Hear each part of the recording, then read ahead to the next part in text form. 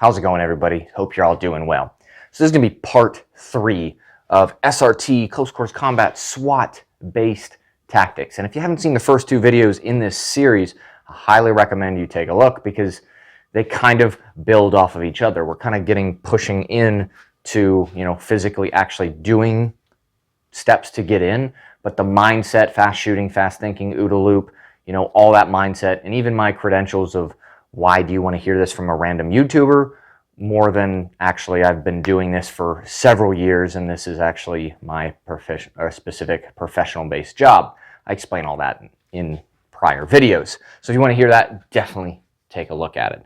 So part 3, what are we talking about? We're actually going to get into physically going into structures, clearing out rooms, how to do that properly with your team, and specifically the rules and the baseline things that you need to know to be proficient at what you're doing.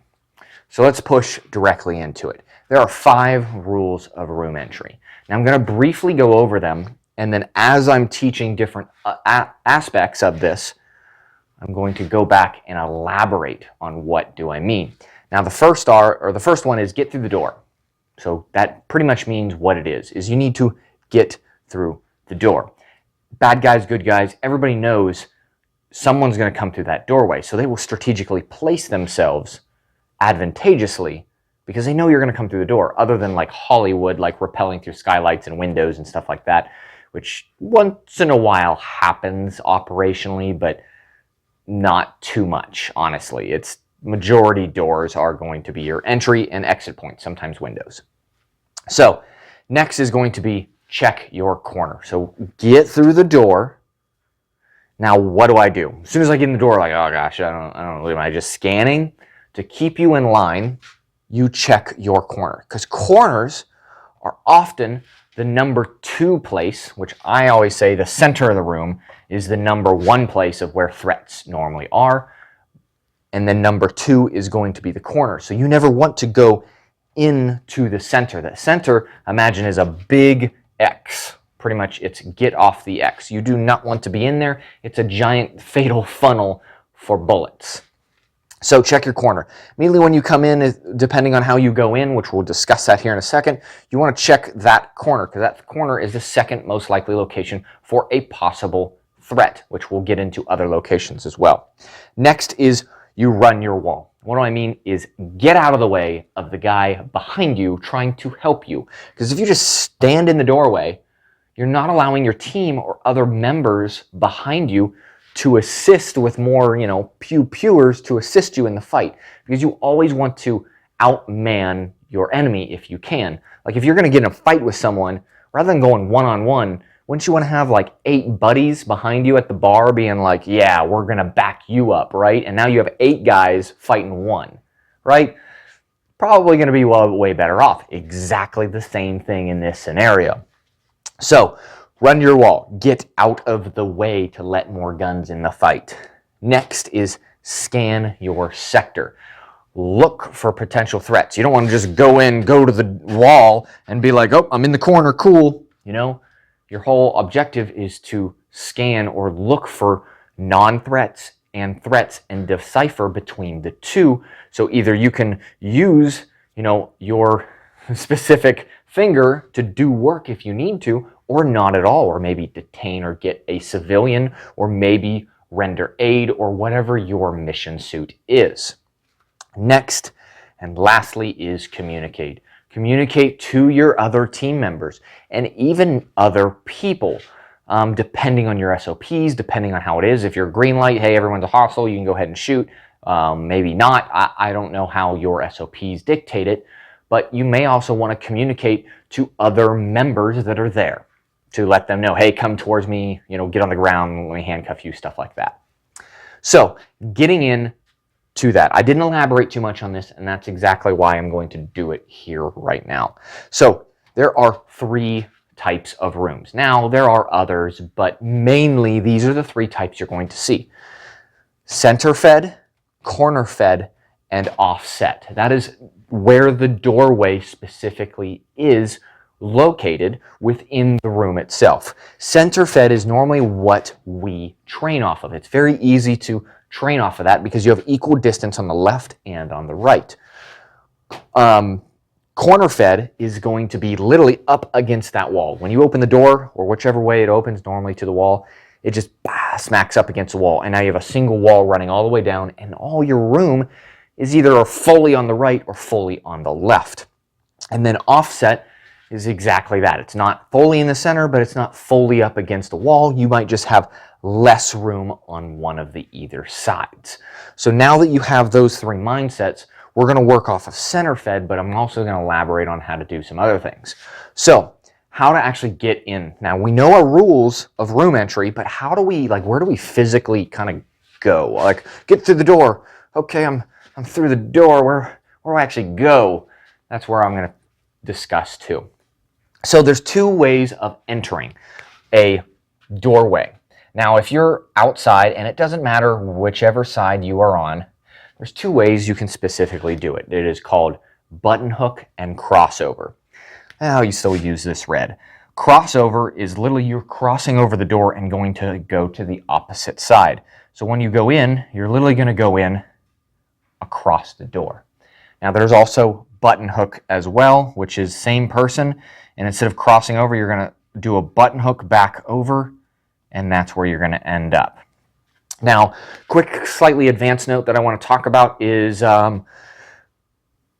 number one man is never wrong. It's technically not advanced, that's legitimate. Number one man, whoever goes in first is never wrong, but they can be tactically stupid, meaning they could go the opposite way of what you advantageously or tactically want to go, and you always have to do the opposite.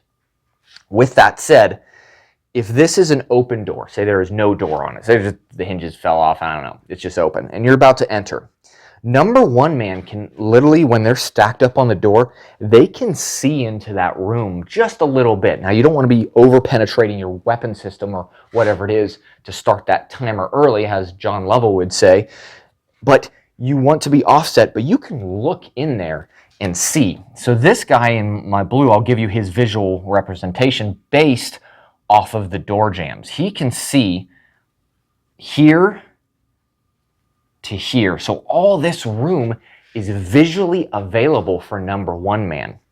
Now, how we train and how I have always done it in the past, number one man is always the quickest at getting in the room and doing what he needs to.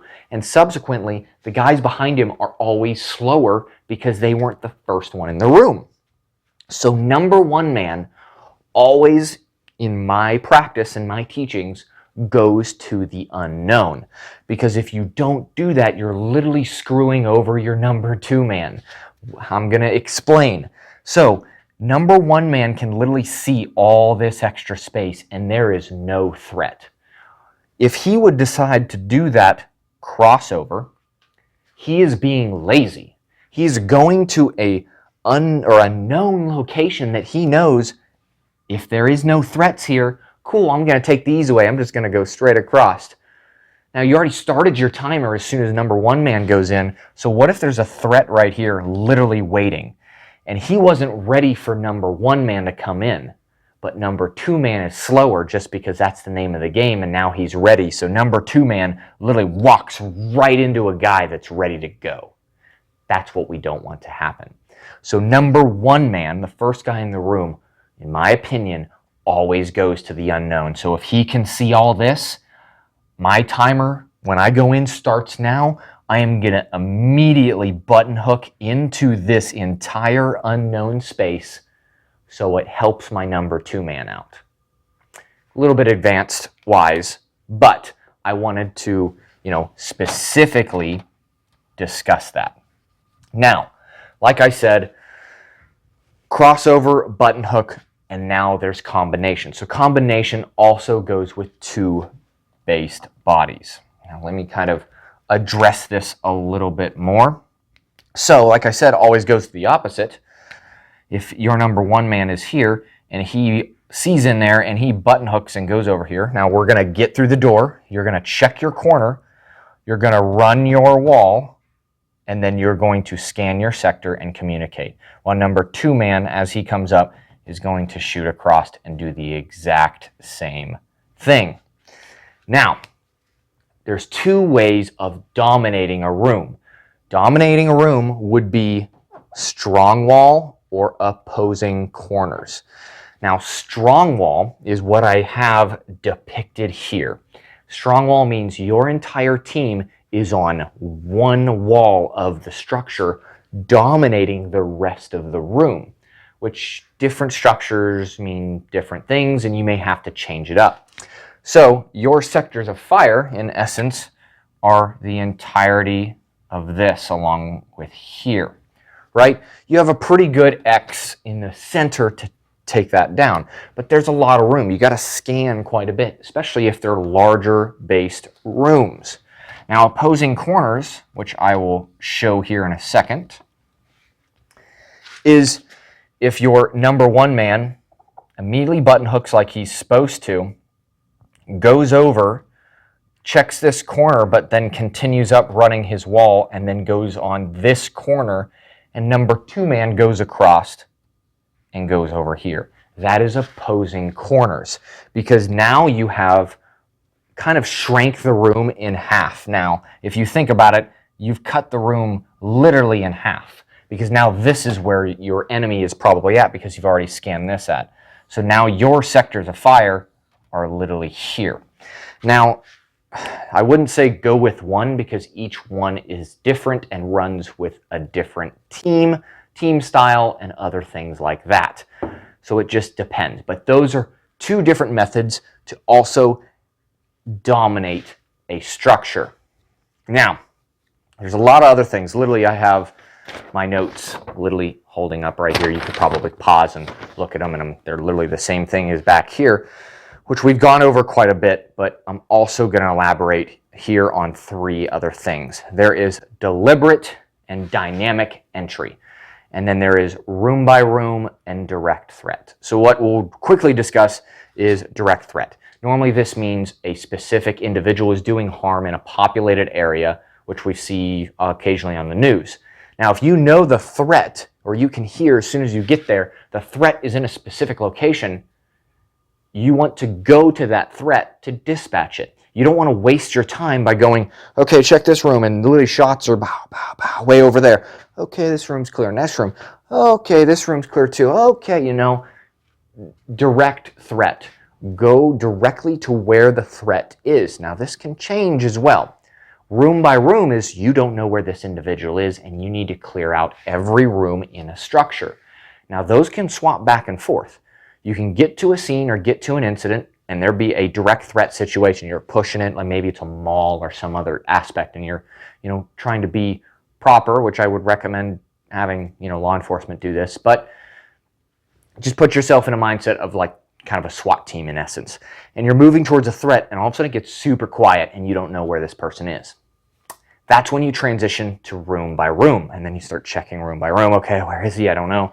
And then pow, pow, okay, cool. I hear where he is again, and then you immediately transition back to direct threat. So they keep swapping back and forth. Now, we are going to progress into another video elaborating even more heavily on what I've discussed, and we're going to start putting it all together. We're going to do hallways, how to get through hallways, T intersections, X's, L's, high stand or low and high base step out maneuvers, all kind of stuff like that. But here is the basics. If you guys like this kind of stuff and want to see more, definitely hit like, subscribe. I greatly appreciate it. I want to thank my donators and Patreon members out there, because they get all kinds of access to, early things and my, kind of home life and family, who I am, what I do, stuff like that. So I want to thank Patreon. If you want to become a member like that, throw it down in the link below. If you don't want to, that's fine too. Keep enjoying the content. But other than that, I hope you learned something new. And we will progress into part 3 here coming up. So I hope everybody has a great day.